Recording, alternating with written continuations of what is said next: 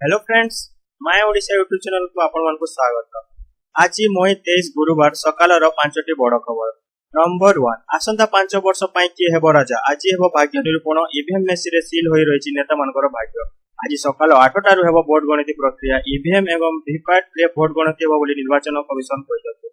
Number 2, निर्वाचन फलाफल जानिबा पय जयदेव भवन एवं फॉरेस्ट पार्क रे दुईटी डिजिटल डिस्प्ले बोर्ड लगाजिबो। निर्वाचन फलाफल 6 गोटी वेबसाइट रे उपलब्ध हेबो। नंबर 3, परिश्रम बेकार हेबो नै, एग्जिट पोल रिपोर्ट को भरोसा कर नै बोली राहुल गांधी कहिसथि। कांग्रेस अध्यक्ष राहुल गांधी तांकर दलीय कर्मी मानक मनोबल वृद्धि करबा पय एग्जिट पोल रिपोर्ट को फेक बोली कहजंती। एतिसो से दलीय कर्मी को आसंता 24 घंटा अलर्ट रहबा पय कहसंती।